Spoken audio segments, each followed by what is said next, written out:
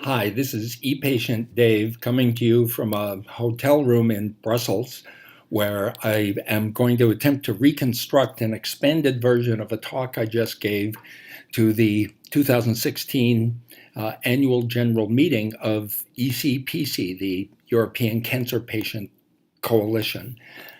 The subject nominally was mHealth, mobile health, but the underlying issue that's going on has to do with access to information. And my point is that amazing changes in who has information are giving patients new power. So I talked for perhaps 15 minutes. This will be an expanded version because there wasn't enough time to say everything I wanted to say. I am a co-founder of the Society for Participatory Medicine, which is quite similar to participatory democracy. And I'm the co-author with my primary physician, Dr. Danny Sands, of the book you see on the bottom right here, Let Patients Help. Participatory medicine is not necessarily about overthrowing traditional medicine. It is about recognizing that patients today, because of changes in information flow, can play a significantly different role in making the best possible outcome for any given patient case. And in order for medicine to achieve the best it can, we must recognize this and change our practices, both as patients and as clinicians, and even as researchers and journal editors, to recognize this. This is what I'll be describing. Notice that the symbol of the Society for Participatory Medicine is a handshake. I today am no longer in active leadership of the Society. I am Chair Emeritus. Regarding my name, notice in the bottom left, I chose the name ePatient Dave, means empowered, engaged, equipped, enabled. And because I worked in marketing, I know that a consistent brand name is important on social media. So on Twitter, I'm ePatientDave. On Facebook, I'm ePatientDave. My website is ePatientDave.com. Medicine is complicated, but having a consistent name on social media is not. How I came to be here? Well, I am a businessman who discovered 9 years ago that he was almost dead with stage 4 kidney cancer. I'm scientifically trained. I'm an MIT graduate, but I don't work as a scientist. I worked in marketing. I love data. In 2007, I discovered I was almost dead, and I got better in the same year. I got an early immunotherapy treatment, and it was phenomenal, the effect it had. In 2008, I started blogging as an e-patient, and in 2009, my colleagues and I founded the Participatory Medicine Society. It was not my idea. I had no idea what was happening. And amazingly, people started asking me to give speeches. I've now given close to 500 speeches in 15 countries. The reason that's relevant here is I've heard a lot of different people talking about medicine, its current status, and its future. And I'm going to try to bring what I've learned to this discussion today. In 2010, I started doing this full time. And in 2011, it went international. I did my TED Talk in the Netherlands, and this is what I do for a living now. In 2012, the Institute of Medicine, which is over 1,200 senior physicians in the United States, published a new report.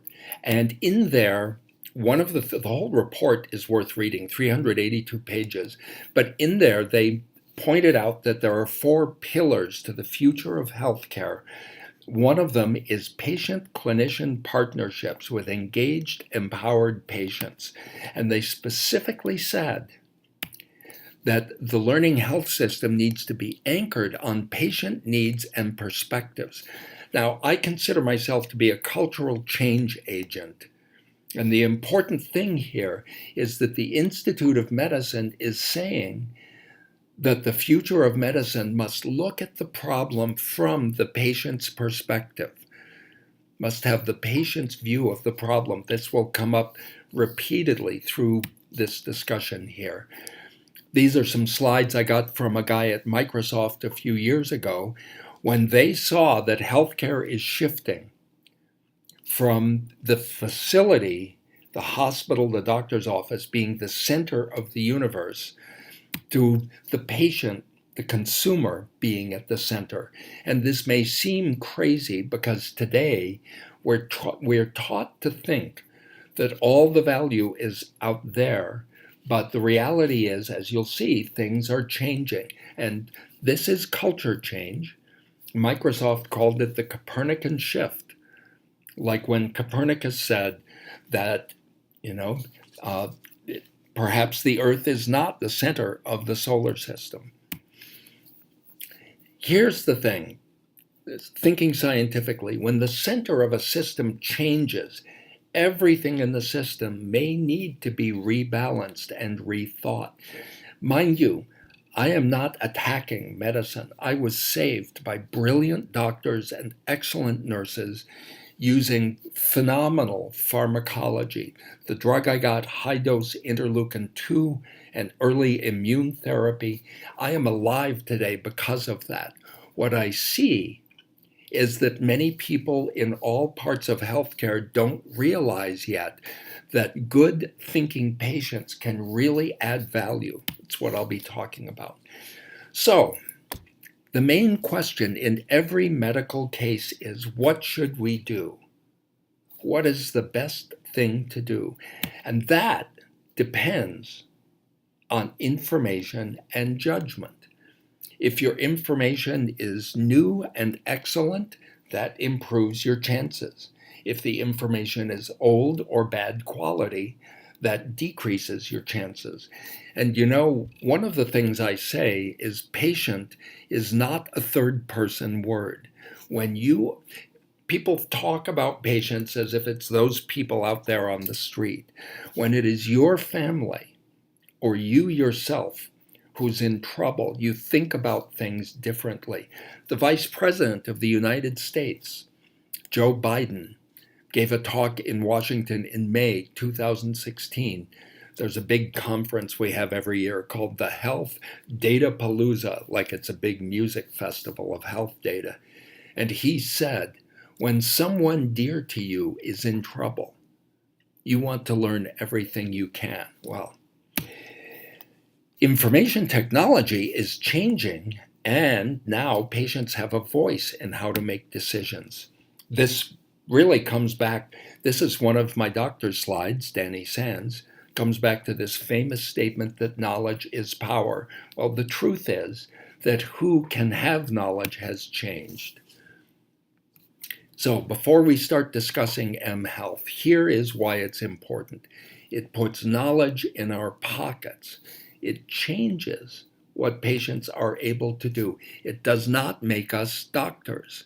It does not make us researchers, but it changes what we're able to do. And here's the problem, the same as with democracy or when a little kid is growing up. You know, I have a granddaughter now who's 3 years old, and as she has become more able to think for herself, she's starting to have opinions about what we should be doing. Now, this can be disturbing if a doctor or a researcher or a government policy person is accustomed to patients or babies just doing as they're told. But this is the progress of democracy in every part of human society.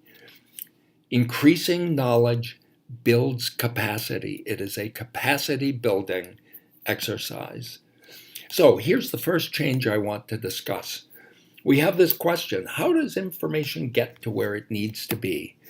Well, this is a diagram that was created back in 2010 by Radboud University Medical Center in Nijmegen in the Netherlands. And it shows how all medical knowledge in the past was in the institution and would travel through this one-way arrow down to the individual who has the problem. Notice the individual is the point of need. This is where good healthcare is needed. And it travels through what a reporter last week interestingly described as this artery, information artery. A real problem is that the artery, like a highway or an artery in the body, is subject to clogs and delays. So you go to the doctor to get the latest, most valuable information. If that artery is clogged, things will fall short of what they could have been. Well, Tom Ferguson was the founder of the e-patient movement. He died 10 years ago in 2006. And when he died, he was working on this document that his colleagues published in 2007. Incredible document. It is a free download on epatients.net, e-patients.net. It's been translated into Spanish as well. We call it the e-patient white paper. And in there, he interviewed lots of experts. One of them was Donald Lindbergh, who was the director of the National Library of Medicine. And he said that if he read 2 articles every night, after 1 year, he'd be 400 years behind. And it's just not possible. And in fact, today, as of 2013, the number was 1,100 years. In 2013, there were 2,200 articles published every day. If you read 2 of them, you'll fall behind at a rate of 1,100 to 1. It's just not possible to keep up. And what this means is, it's no insult if a patient has seen an article that a doctor hasn't. But many doctors don't know this, so they are insulted if a patient has seen a document. Please, let's everyone just think this way. Realize a patient can serve as an information bloodhound, searching for new information. The best doctors I know are happy when a patient brings them new information. You see, we talked about the artery of information traveling from the institution to the person who needs it. Well, now we understand that social media acts like capillaries. It is another pathway by which information can travel to the point of need. In fact, at Radboud, they've now expanded this diagram to show that this is how it works today.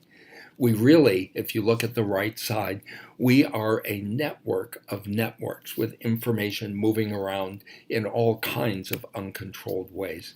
Now, the next question is, we all want useful information. Where does it come from? Well, it used to be that the best available source was the peer-reviewed medical literature. And indeed, lots of good information still comes from there. But a couple of things have changed. First of all, we have the ability to create data ourselves as patients. I have one of these. I bought it on Amazon. You know what this is? This is an ECG, electrocardiogram. I bought it for $114 on Amazon. It is FDA approved, EMA approved. I put my fingers on the electrodes here, and I get a reading of how my heart is doing. Now, I don't have a need for it myself, but for a patient who has an arrhythmia, an irregular heartbeat, it's incredible. You know, a common problem is that might not happen while you're at the doctor's office. Well, son of a gun, it turns out when it happens at home, you can do this and find out. And when it reads the thing, and it will say it's normal, or do you want me to email this to your doctor? Now, that's no insult to the doctor. It helps everyone. Where information can arise has changed. This is happening in other fields as well. But first, let me introduce you to my friend Hugo Campos. He has an early version of this product here that he got 3 years ago. He has an enlarged heart, a condition called hypertrophic cardiomyopathy. And he has an implanted device in his chest that has wires into his heart muscle. He wants to understand what's happening in his heart. So he asked the device maker, Medtronic, can I have an app so I can see what's happening in my heart? And they said no. They said, you are not our customer. The doctor is the customer. Then Hugo got this, and consider, a few months later, he woke up at 6 o'clock one morning, and he felt a strong something going wrong in his heart. He thought it was atrial fibrillation, which is not good, but it's not terribly bad, but he put this on his bare chest, and it said he was having VTAC, ventricular tachycardia. That can kill you if it doesn't stop. So notice what happened. Hugo, with no doctor in the room, was empowered to understand what was happening. Now, as it happened, it did stop. That's good. The next day, he had a visit already planned with the doctor, because normally Medtronic only gives him his data every 6 months or so. Well, he went in there and look what it said. Non-sustained VTAC episode at that time of day. So his device that he got from Amazon, all right, gave him information that he was not allowed to see in the Medtronic device. What a change this is in who can have good information. Now let's talk about diabetes. The diabetes patient community started a social media hashtag called "We Are Not Waiting." They have gotten tired of waiting for the industry to make a device that will read their blood glucose and adjust their insulin automatically. So you know what they did? They made one themselves with a $35 computer called the Raspberry Pi. And this is what it looks like. There's this little thing that is connected to the insulin pump and glucose meter. And they have another hashtag, DIYPS, do-it-yourself pancreas. Is this amazing? I don't know if I would do this because this is potentially dangerous, but they designed the software that if this stops working or does anything crazy, it just stops. And you go back to just using the glucose monitor and the pump. So here's a graph. Don't worry about the details. But when the red and the blue lines come together, that just shows, see, Dana's boyfriend, who's now her husband, wrote the software, and it just got better and better on the right side at predicting what was going to happen with her blood sugar. And that's what the job of a pancreas is. Well, in December 2014, they said, you know what? Let's connect these directly. And now, back in February at the White House, that is President Obama on the stage there. And to the right, the man with the bald head is named Howard Look. And he is doing this pancreas system for his son. And Dana was in the room there. And so when Howard was telling President Obama about this, Dana took out her pancreas out of her pocket. It's a pocket computer. And she held it up and took a selfie of it. What an amazing world we're living in. And there was a big conference in San Diego 3 weeks ago, May 18th, called Quantified Self. It was a public health conference. Dana herself was on stage, and she brought 8 other people who are doing it, some for themselves, some for their children. They call this Open APS because they donated the software to open source, and all these other people have downloaded the software. This is not for everyone. You've got to know what you're doing. You've got to want to take the chances and so on. But the point is, you and I could not cook up a chemo drug in our kitchen, but with software and digital data, that's what these people are doing. On that particular day, they said this is an N of 1 experiment. This is not a big 1,000-patient clinical trial, but it's 59 N of 1 experiments that are all working. And that was 3 weeks ago. As of yesterday on Twitter, the number is up to 75. So now there are 75 people, and they presented this at the White House. In fact, here is a photo from Twitter of Dana and her husband, Scott, and there's Hugo in the background at the White House. Ladies and gentlemen, I'm telling you, this is being recognized as real.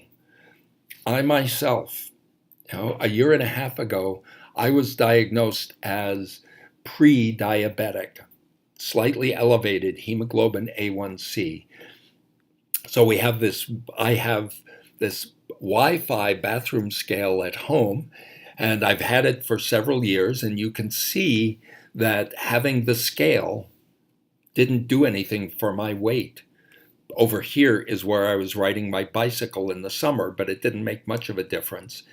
And so I decided I got myself a fitness wristband to count my steps and keep track of my activity and sleep. And I got the extra heart strap, and it did me no good. Over the Christmas holidays at the end of 2014, my weight went up a little bit. Then, though, I got into a behavior change program called the DPP, Diabetes Prevention Program, at the YMCA in my town. And they taught us to think differently about exercise and food. There was no strict diet, no strict exercise program, but it got me thinking. Okay. And I started using this app called MyFitnessPal. It has a barcode reader in it. So I can take a picture of the barcode on food. And then if you weigh how much you're eating, it keeps track of what you need to know. A big thing for me was that my wife did it with me. I think it would really help if everyone in the house is doing it at the same time. I had very unusually good results. Look, I managed to lose 14 kilograms, 13 pounds, or 30 pounds in 4 months. And since then, believe it or not, I have become a runner. And when I became a runner, I lost another 10 pounds. So from starting at 231 pounds, I'm now down around 191. I've lost 40 pounds total. I've had to buy new clothes. It's amazing. And I'm not saying that if you get these apps, this will happen. I am saying that my ability to produce this result was very much improved by friendly apps that helped me know what was happening in my life. Now, I didn't stop talking to my doctor, but as it says back here, notice my doctors can't see this information in their computers. We're having this shift happen to where remember the slide about the Copernican revolution? All right, we are in the center. There's a doctor in San Diego named Eric Topol, very favorite in the US, very famous in the US, and he has a book called The Patient Will See You Now. That's the opposite of the usual, the doctor will see you now. Well, now, next subject. Take a break if you need to. How do we decide whether all this information we're getting our hands on is reliable? Because who wants bad advice? Well, remember this slide now, the information artery that is subject to clogs and delays. You've got to remember it's also subject to pollution. Yes, pollution, toxic mistakes can get into that information artery. Ben Goldacre is a doctor in the UK for years who has been working on a project called All Trials. And his campaign is that a lot of clinical trials for drug development are hidden. The information is never published if it was negative. Now, this is scientific corruption. He calls it the cancer at the core of evidence-based medicine. So this is, if you search for Ben Goldacre's name on ePatients.net, that's the blog of our Society for Participatory Medicine. This one says, in a survey of all 74 trials ever submitted for antidepressants, only about half had positive outcomes, but out of the 74 trials, only 40 were published, and of those, more than 80% were positive. More than 90% were positive. The negative papers were hidden. The data was never published. I think this is practically criminal. In any case, this is not just an insult to patients. It's an insult to the doctors who are trained to look at the evidence. Because if some of the evidence is hidden, medicine cannot achieve its best possible. The editors of 3 major journals in the last 10 years have declared that there's a lot of bad science published there. Richard Smith, editor of the British Medical Journal for 25 years, most of what appears in peer-reviewed journals, he said, is scientifically weak. Marcia Angel, former editor-in-chief of the New England Journal, it is simply no longer possible to believe much of the clinical research that's published, and even as recently as 2015, Richard Horton, editor-in-chief of The Lancet, says much of the scientific literature, perhaps half, may simply be untrue. Now, I don't want to scare you to the point of never trusting anything. I am saying that it is scientifically valid to ask whether any study has ever been repeated by someone else, or if it was just a bad paper that somehow got through the peer review process. Then we get into something that's been a recurring theme at this ECPC meeting. Who decides which factors are important and should be studied? So earlier this week in Barcelona, I met with Inma Grau, who is a cancer patient herself, who founded the Fundación ISIS. I'm sure I'm pronouncing it wrong. One of the things she's working on is evaluating apps based on their credibility and how well they are approved by professionals. When I mentioned this to Kathy Apostolidis, vice president of ECPC, she said, oh, this is like eSmart, which she's working on, which ECPC is working on as well. And now consider this is not just patients going against established medicine. In 2014, just 2 years ago next week, the BMJ, formerly the British Medical Journal, announced their own patient journey. They formed a patient advisory panel. I'm one of the patients who is on it. They also announced that they're inviting patients to be peer reviewers of research papers that are submitted. So if you are a patient with a particular disease, you can go to the BMJ website and register to perhaps someday be a reviewer of a paper published about your disease, where you can say, well, wait a minute, why didn't they look into this? What about this side effect? Or what about this outcome measure? This is true. This is reality today, not something in the future. And the most amazing thing to me is when an author goes to submit a paper for consideration by the BMJ editors, they are asked, how did you involve patients in defining the research question and defining the outcome measures? What endpoints are going to be measured? Isn't this amazing? And again, that was 2 years ago. If you haven't heard about this, it illustrates one of the key points that holds back the future of medicine. And that is that information about changes in medicine do not travel immediately to everyone who needs them. This is one of the best reasons that it makes all the sense in the world for you to educate yourself and learn what you can. Now, in my case, when I learn something new, I don't ignore my doctors. I take it to my doctors. And I say, hey, I found this. It looks credible. It looks good. What do you think? And we work together on it.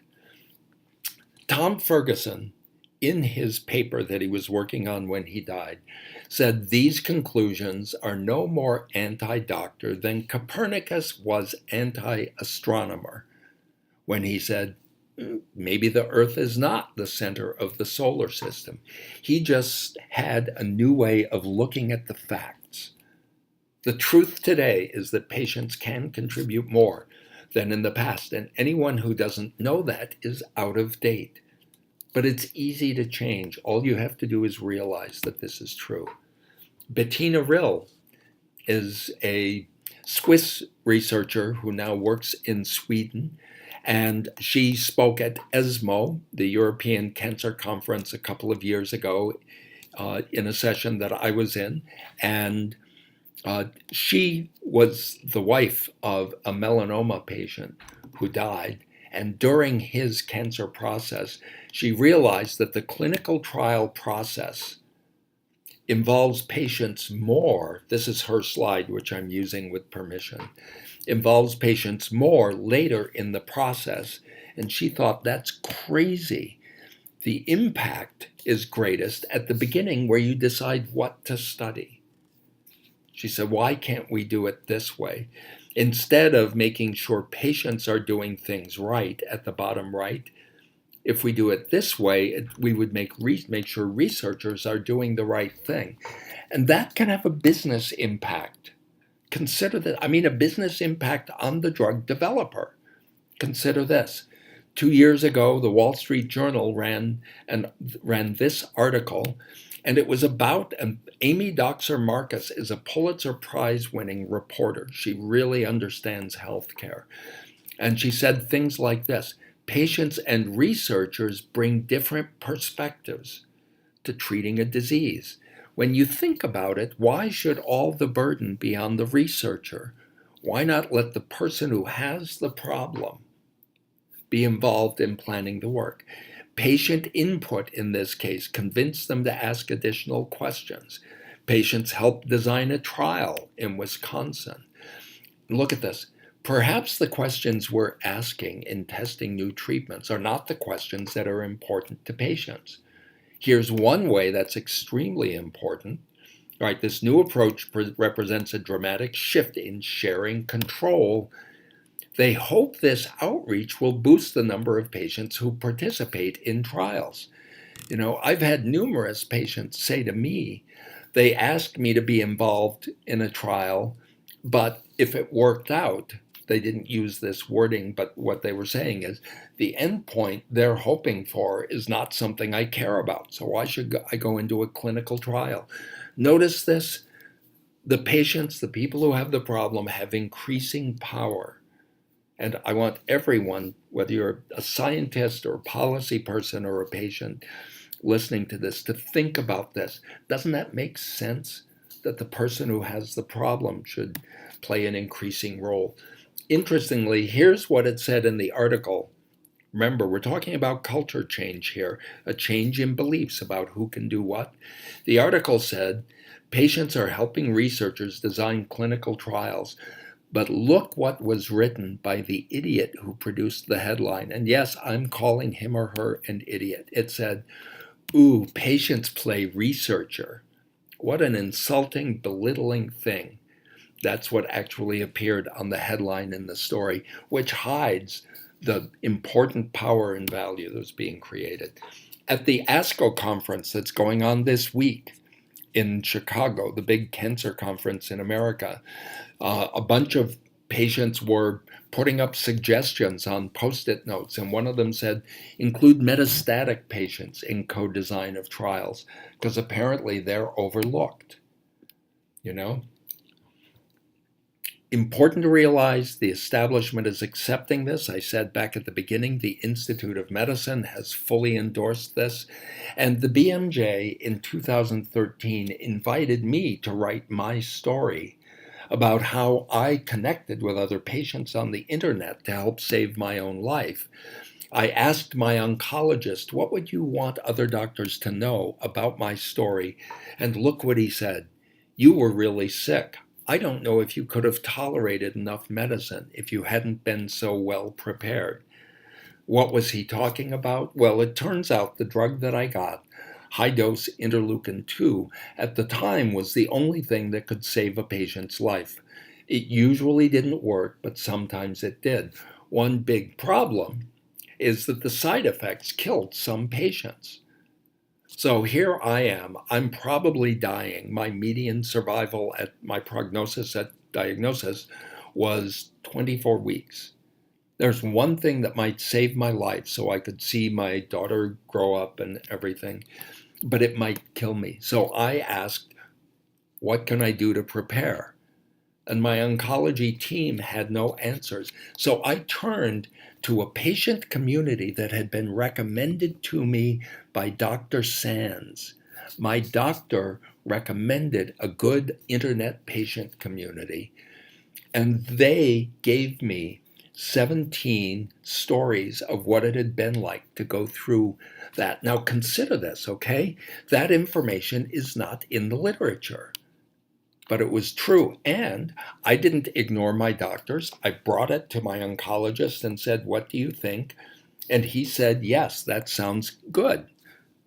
Okay, so here I am helping.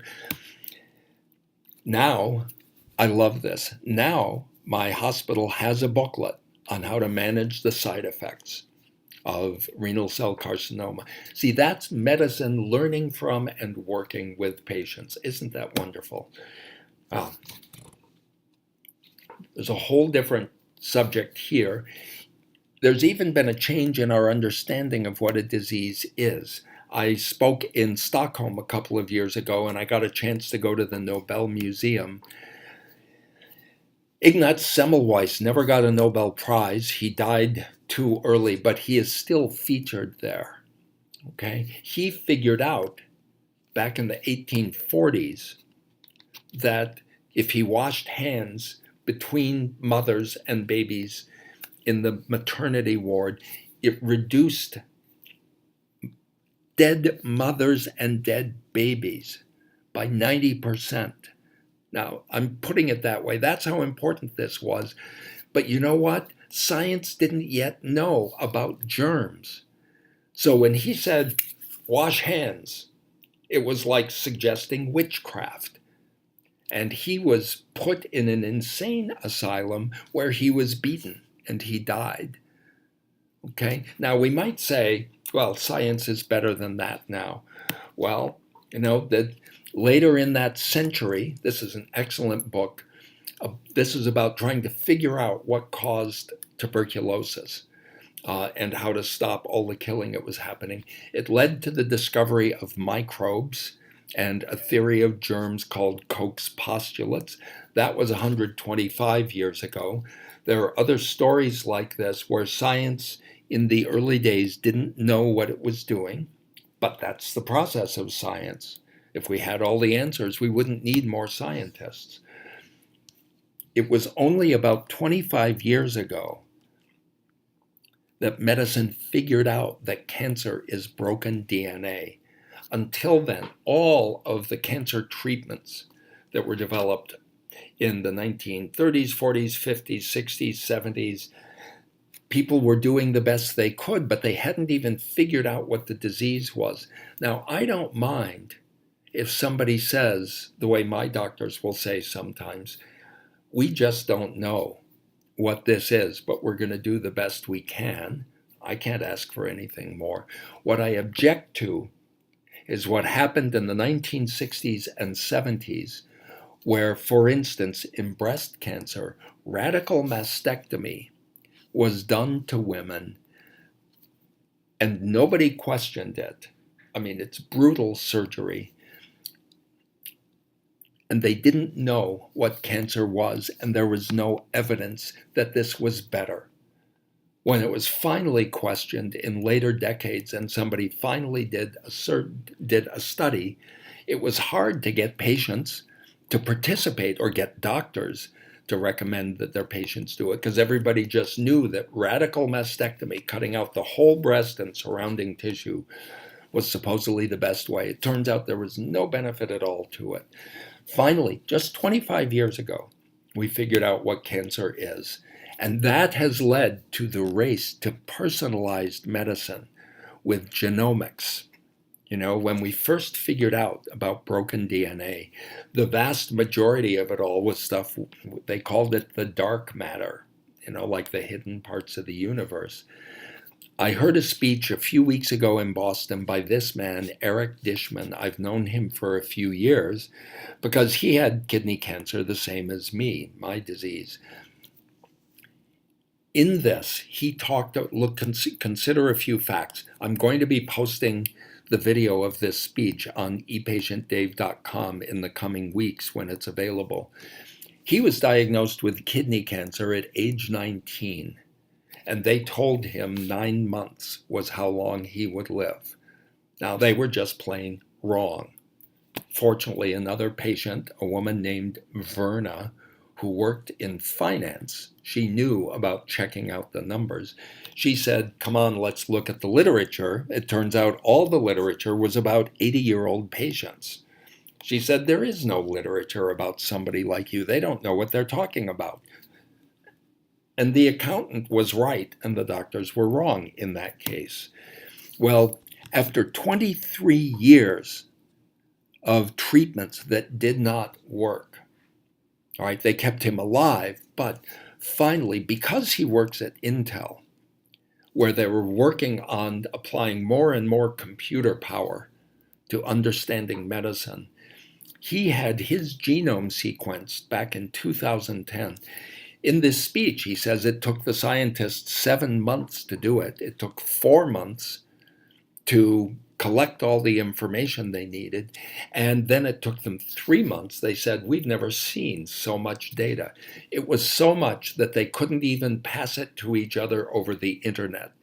He says they would have to have Federal Express carry these 2 terabyte disks between the hospitals. So finally, one day they brought him in with the doctors from 3 different hospitals. He was sure they were going to say that they had run out of things to try and he was going to die. Instead, look what they said. Your cancer is in your kidney, but it acts like pancreatic. Because of what we saw in the genome, we have created a new chemo that we would like to try on you. And 3 months later, he had no more cancer. This actually happened, okay? There's no guarantee that you or I or anyone else will have this happen next month or next year. But this is what's happening now that we can understand what the disease is, right? So any scientist who acts arrogant, saying, well, I am licensed to practice medicine, so I know what I'm doing, is not being scientific. Because I learned in school as a child that any real scientist is always ready for new information to come along. And notice now, see that? He's no longer working at Intel.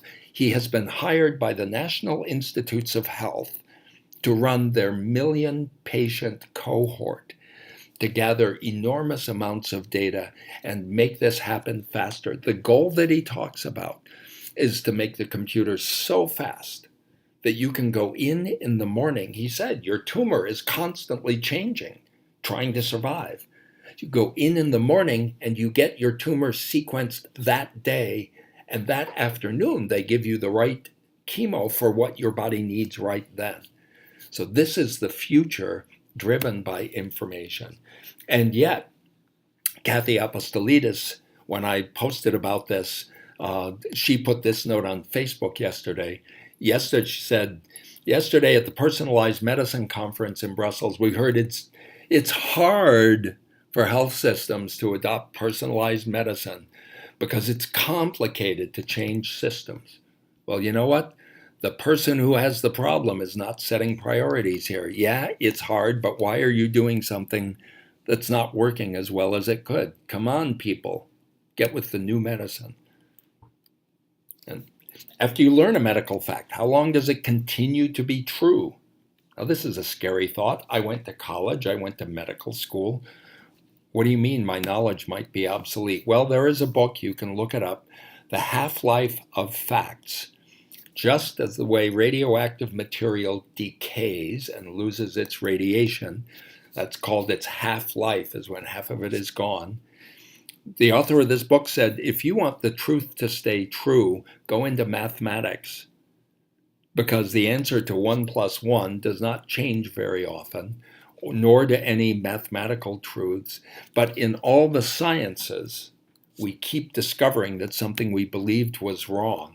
And he said in another article in the Harvard Business Review, we must admit to ourselves that a large fraction of what we learn is going to be obsolete within a few years. And he said medical school students are being taught this. All right, so this is not anti-medicine, anti-science. It's just anti-arrogance in the interest of better medicine. Tom Ferguson talked about it this way. He said after research is completed, it takes 2 to 5 years for it to reach doctors. Now, doctors have thousands of conditions that they're responsible for knowing about. If you have kidney cancer, I say from experience, there's only one disease I care about, and I'm happy to search anywhere. So a good patient community is a great resource. And here's what happens if science doesn't realize this. This 19-year-old, Bronte Doyle was her name. She had liver cancer when she was younger, and she started to feel sick again. The doctors said, don't worry, this disease doesn't come back. Her mother and her Googled and found an article on a disease website that said, yes, it does come back. And the doctors said, stop Googling. And in June, well, a year later, it turns out she died, and the NHS has admitted fault in her death. I'm sure that not a single doctor involved in that wanted to have this happen. The problem is if you're trained to think, okay, you are educated, go do medicine for 40 years, that was a mistake. The world is different today. And here's the social problem in medicine. This man, Max Planck, he won a Nobel Prize in physics. Look what he said. The new truth does not triumph by convincing its opponents, but rather because its opponents eventually die. Now, he got a Nobel Prize for discovering things in quantum mechanics in physics, and a new generation grows up that is familiar with it. I say it's a tragedy if somebody doesn't realize this. They're smart enough to use the new information, but if they don't have it, well. And then who's capable of making these decisions about priorities? You know, people talk about paternal care as if it's a terrible thing, like, oh, paternalistic doctors are a horrible thing. Well, when my granddaughter was born, I got a whole new view of things, you know. Good paternal care is the right thing to do up to a point, and to make the best of medicine, we need to understand it. With good paternal care, you say, no, honey, no, you don't know, you don't understand. Don't touch that stove, you'll hurt yourself. Say, I'll take care of you, I'll make the decisions. Well, here is my granddaughter when she was a few months old. Unbelievably gorgeous, huh? Well, when she went for a ride in the car at that age, she would be placed in a car seat. It would be in the back seat of the car, facing backwards, and she would be taken where she needs to go. She had no capacity to understand what was happening. Well, now, when she turned 2, of course, she discovered the word no, no, no, no. And she would start saying what she wanted done.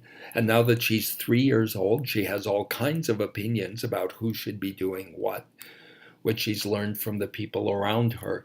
And when she becomes a teenager and some of her friends start driving, and she starts driving, some of them will make mistakes. Some will even kill themselves because teenagers can be idiots.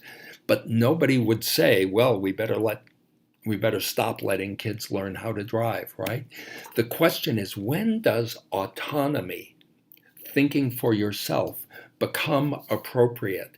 And if we are to guide the future of medicine the best way we can, we need to understand what capabilities people have as they move from becoming babies regarding information to having more capability, so that they are better prepared to lead a good life by themselves in partnership with their experts.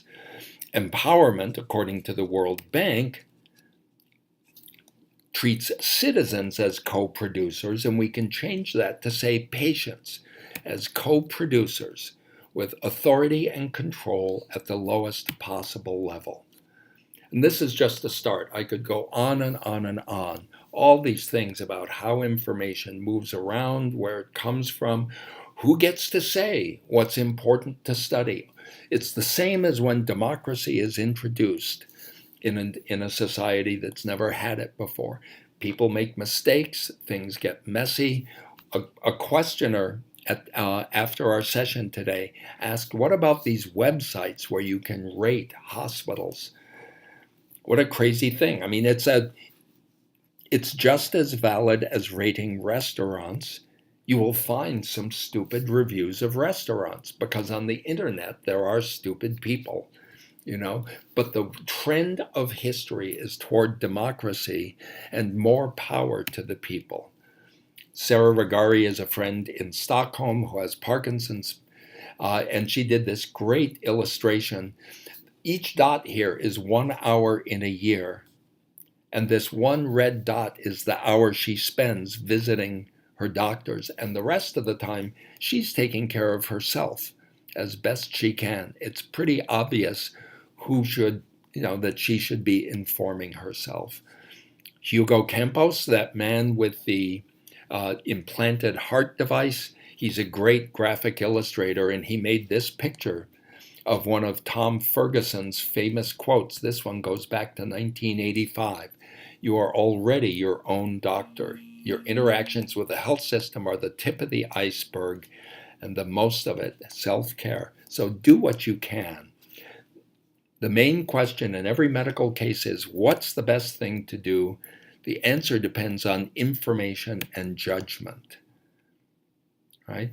mHealth can put knowledge in our pockets. It doesn't make us oncologists or endocrinologists, but it changes what we're able to do. And autonomy is causing patients to speak up about what they want, anchored on patient needs and perspectives. And here is my crazy friend, Mighty Casey, by the way. She so much believes in personal responsibility. She has some complicated medical things and her end-of-life wishes, her advance directive for what if, should she be resuscitated. She wants to be responsible for the fact that someday she might be wheeled into a hospital unconscious after a car accident. So she placed all that information on a website with a password, and she had a QR code made of it, which she tattooed onto her chest. So if they figure out what it is, they can scan it. Now, she said, darn it, the tattoo was not good enough, was not clean enough. It usually doesn't work.